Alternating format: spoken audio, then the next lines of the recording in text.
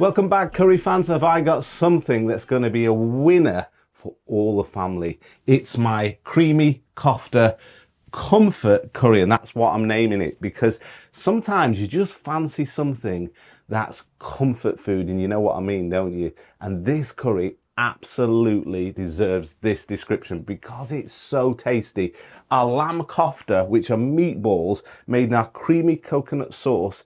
The sauce is aromatic, it's absolutely packed full of flavour, it's creamy, and it's just delicious. So without further ado, let's get into making it. You're gonna need to do some core preparation. So we need to prep some garlic. We've got 3 cloves of garlic here that we're going to grate.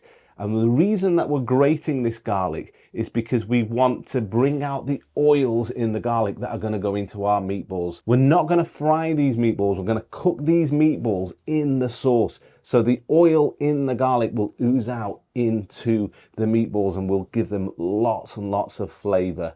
We also need to take half an onion, and we need to very finely chop this onion. I'm going to use my handy little blitzer here, which is really great for jobs like this, because not only does it save you time, it gets the result you want. And voila, here is our onion, nice and finely chopped, and this is going to go in our kofta balls. Now we're going to make our kofta balls. You want to make these about the size of a golf ball, or just a little bit smaller. Here's how you make them. So our salt first of all, now our freshly ground coarse black pepper, and now our grated garlic.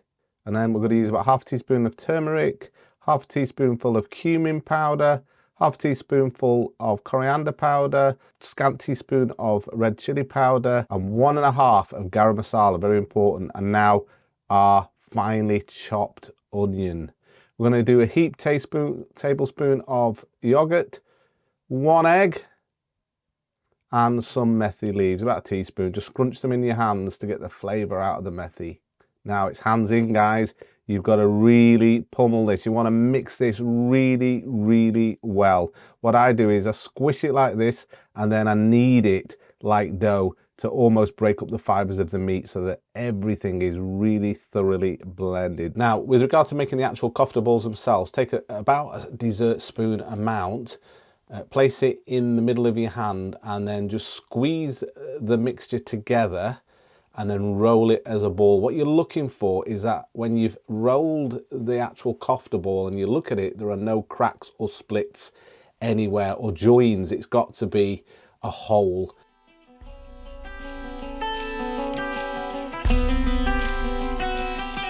Guys, this is a curry that does not utilize any base. You make it from scratch. So we're going to get my pan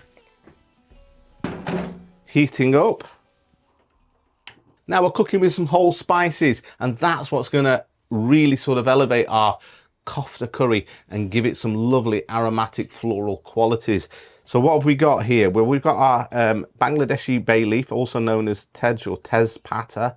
We've got a stick cinnamon, just 1 stick cinnamon here. We've got 3 cloves. They add a lovely, lovely aromatic note to our oil. And then we've got 4 green cardamom with the husks split. So now our pan is getting nice and hot. We're going to add in our oil. Now I'm using olive oil for health reasons, and I guarantee you guys, you will not taste the olive oil in this dish. We're not cooking at high temperatures, so don't need to worry about smoke point or anything like that. We're just cooking nice and relaxed today. So let's get those whole spices into our oil. So that's enough. Now we're going to add in our onion. Now it's important, guys, that you cook with really finely sliced onions. It will help them get brown, because we want to get these onions really nice and caramelized and brown, because that's going to really enhance the flavor profile of this curry. To move things along, we add in our salt at this stage. We're also going to add in a red Kashmiri chili. I forgot to put that in. That should have gone in with the oil, but it's fine. We can just put that in now. That's going to give a lovely sort of smoky flavor, not heat really, just a nice color and a smoky flavor. Now, here's a little tip for you to help with the caramelization of our onions. We're going to add our sugar in at this stage. So there's a tablespoon of sugar in this recipe, which adds the sweet element and really works well with the coconut. So we're just going to add that in now. I'm going to turn this down to a low to medium heat, and we're going to cook these onions for about 6 minutes with lid on, because we really want to get these onions nice and brown. So we'll come back in about 6 minutes and take a look. So it's been about 6 minutes. Let's take a look in our pan. Take a look in there. So our onions are coming on nicely, nice and brown. Can you see that? I think I'd just like them to be a bit more brown. So I think I'm going to give it another minute. So it's been another minute. Let's have a look now. So as you can see, they're looking really nice and brown and sticky. And this is really important, guys, that you don't skip this step. If you don't cook your onions enough, this curry won't taste as it should do. So that's great. So we can go to our next step now, which is our garlic and ginger paste. This is just 50-50, my own made garlic and ginger paste. So how are you enjoying spring? Has spring sprung where you live? It certainly has here in the northwest of England. We've been enjoying a really nice few days with some nice warmer temperatures. Been about 16 degrees, been out in the garden and out walking around. Where I live in a small town, there's a lot of rural farms round about, so I've been out walking, and it's been just lovely just to feel the sun again after such a long winter. Hopefully it will stick around. So our garlic's cooked and our onions are really, really nice now. So the next stage is to add our tomato paste, and all this is a good quality tomato puree, 2 tablespoon amounts, as you can see here in the video.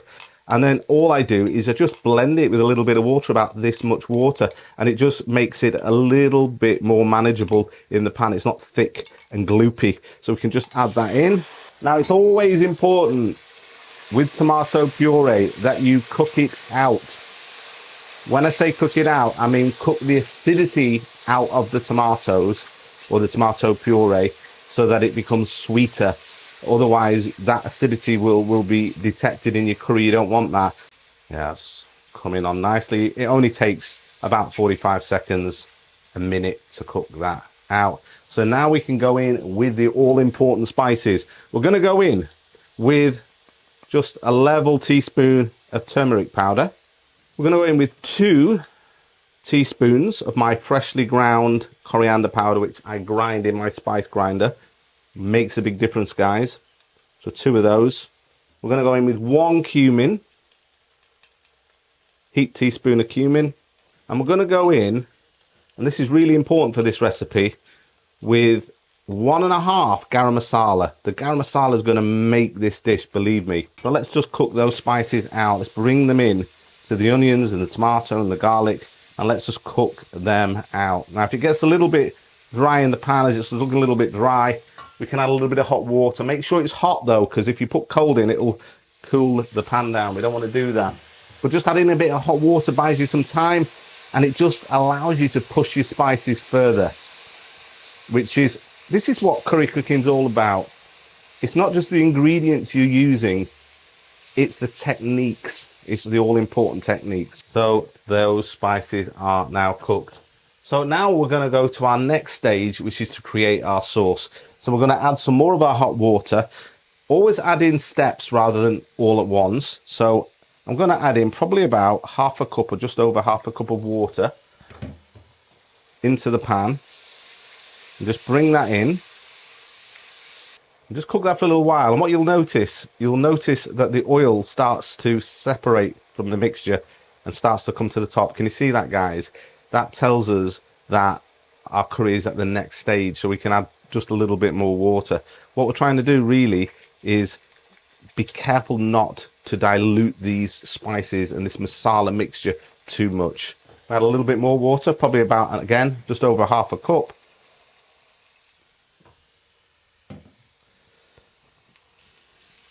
And again, we want to do the same process. Cook this until we see the oil rising to the top.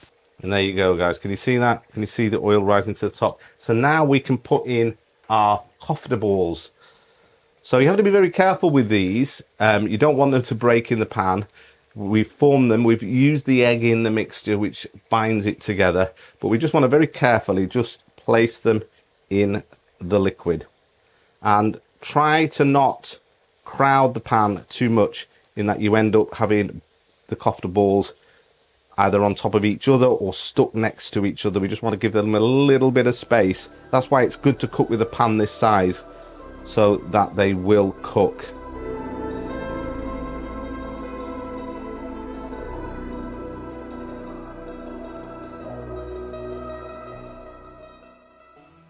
And now what we want to do is we want a medium heat. We don't want it high because we don't want to boil them, but we do want them to cook. So we're going to put our lid on, and this stage takes about 8 or 9 minutes. What we'll do is we'll come back at the 8-minute mark and we'll just check that they're firmed up nicely in the pan, which they should do, but make sure that the lid is on or your liquid will evaporate. So it's the 7-minute mark. I've just checked them. I thought I'll check them just to make sure that nothing's sticking in the pan. And they look pretty all right at 7 minutes, actually. Just take a look in the pan. So you can tell if you just touch them, you can just see they've firmed up. They're not going to split at this stage. So all we need to do is just give them a little bit of a turn in our sauce.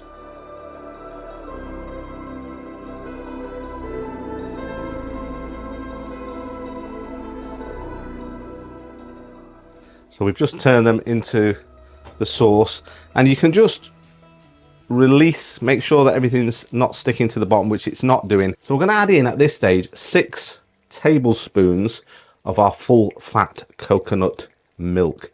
It's like cream, this. It's really thick and creamy, and that's how we want it to be. So we'll go 1, 2, 3, 4, 5, 6.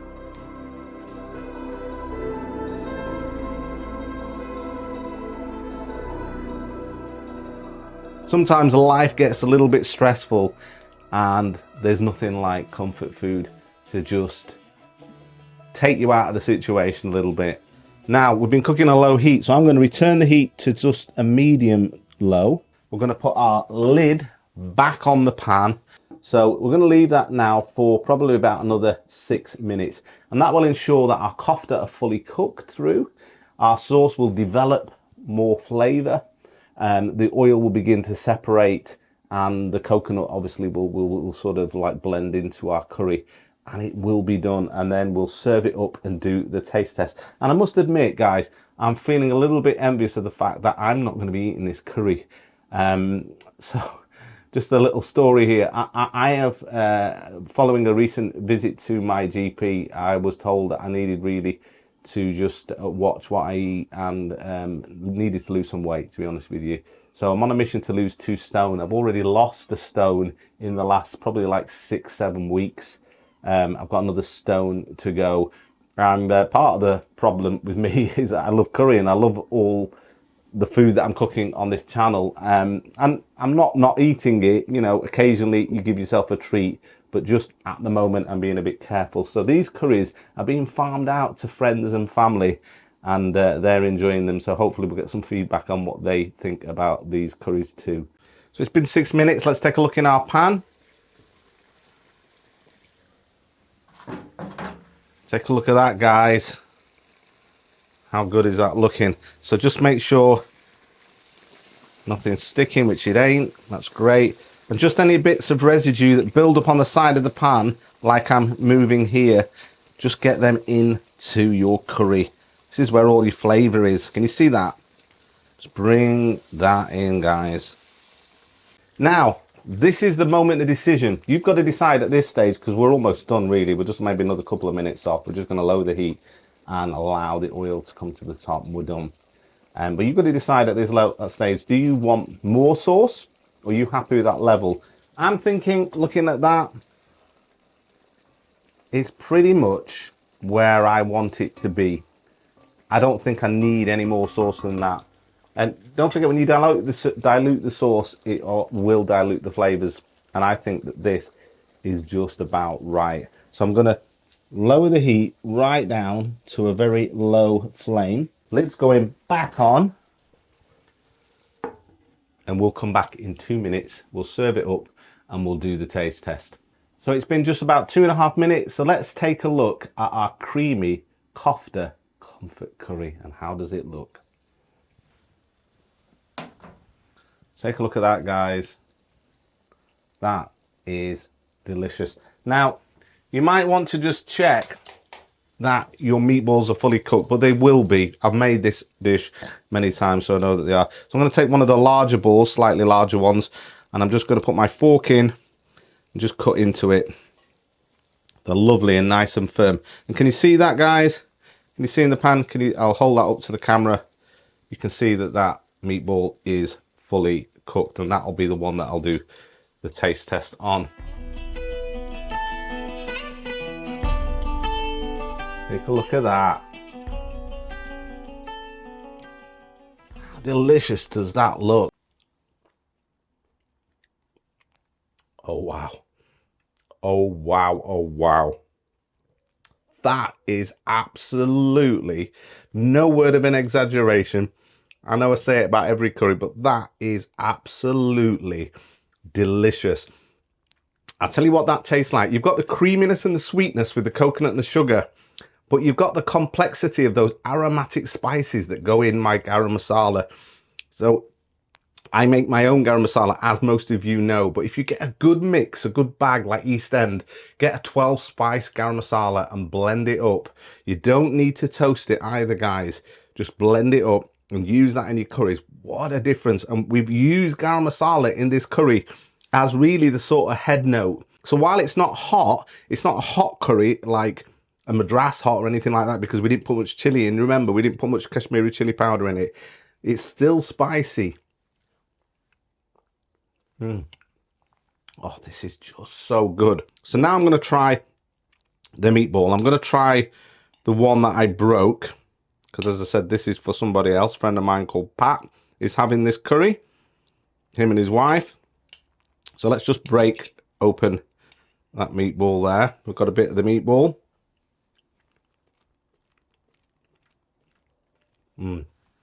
Oh wow.